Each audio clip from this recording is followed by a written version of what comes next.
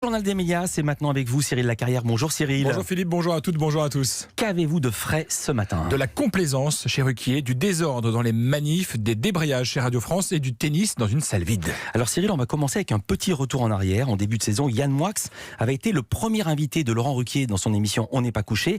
Une interview qui avait beaucoup fait parler. Au point de susciter une réaction du Conseil supérieur de l'audiovisuel, celui-ci a estimé que l'entretien a pu paraître comme complaisant en raison, je cite, des anciennes activités de Yann Moix dans l'émission.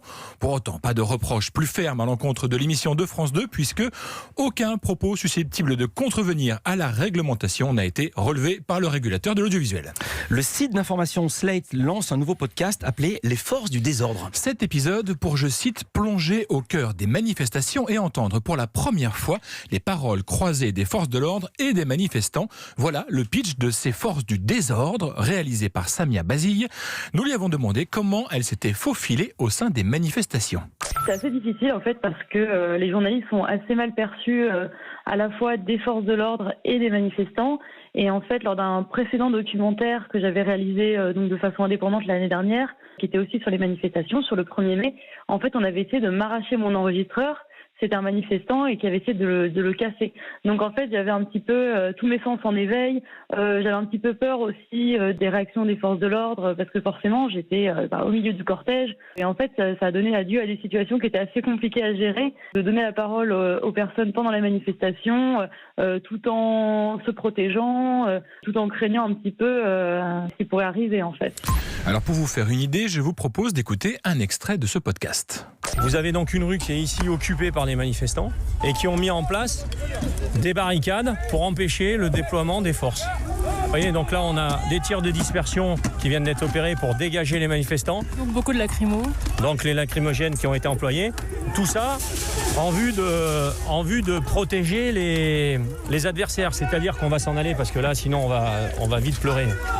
Samia Basile a passé 1 an sur ce projet de podcast. Elle nous explique en quoi le format audio lui a permis de se faire une place plus discrète parmi les manifestants et surtout comment elle s'y est prise pour choisir parmi ces innombrables heures d'enregistrement. Samia Basile est interrogée par Alexandre Omar.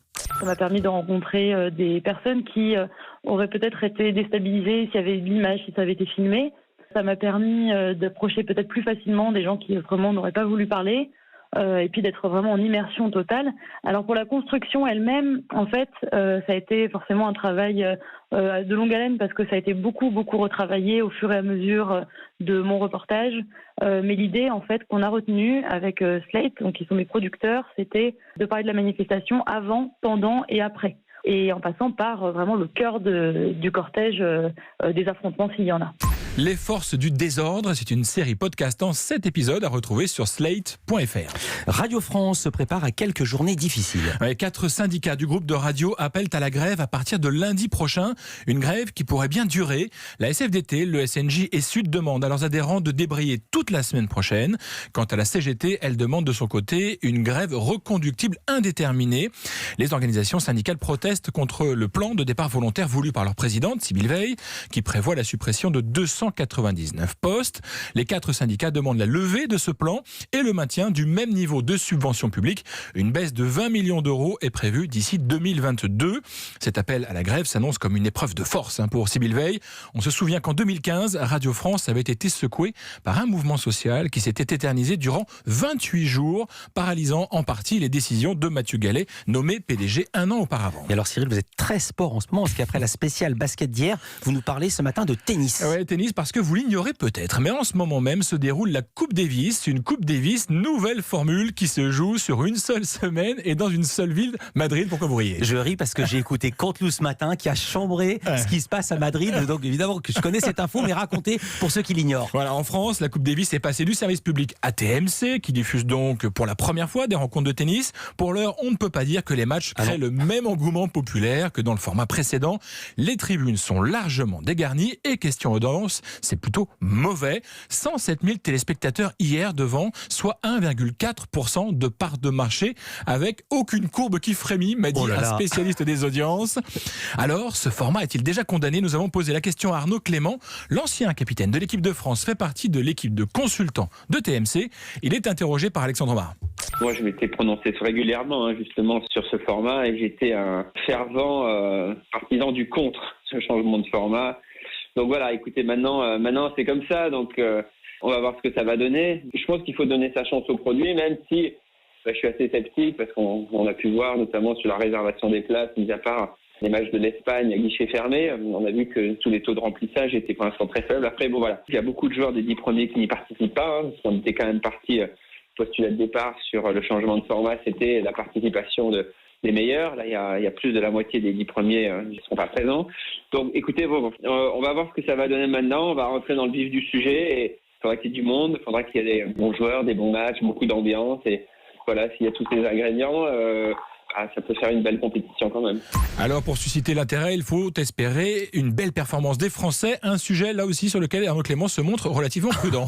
Je pense que l'équipe de France a une équipe qui est très forte. Alors non, on n'a pas de joueurs qui étaient qualifiés pour le Masters. On avait Gaël Monfils qui était pas très loin, qui était juste derrière. À un match près, il aurait gagné de plus à Bercy. Il aurait participé justement à cette dernière compétition individuelle de l'année. Et on a un Joe Wilfried Tsonga également qui revient très fort en fin de saison, qui a gagné un titre en indoor, qui a très bien joué à Bercy, on l'a vu. On a une équipe de double qui vient de gagner le Masters. Donc voilà, et puis on a éventuellement aussi un Benoît Paire qui a fait peut-être la meilleure saison de sa carrière, donc qui arrive aussi avec beaucoup de confiance. Donc on a une équipe vraiment qui est très compacte et très compétitive.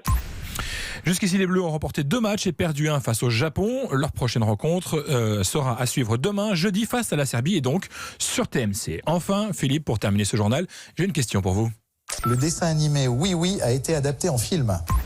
Non. Et bravo, bonne réponse. Un petit clin d'œil. C'était pas prévu, c'est drôle. Petit clin d'œil. Pour vous rappeler que ce soir, c'est le retour de Burger Quiz, toujours sur TMC, avec le désormais grisonnant Alain Chabat pour le premier épisode et Jean-Paul Rouve dans le second comme maître des cérémonies. Allez, faites-vous plaisir. Ouais, Chabat, aussi drôle qu'au début. C'est rare que le type présente la même émission avec autant d'années d'écart. Vraiment bravo. Merci Cyril Lacarrière. On vous retrouve demain. Demain pour un nouveau journal des médias, mais avec la même tête.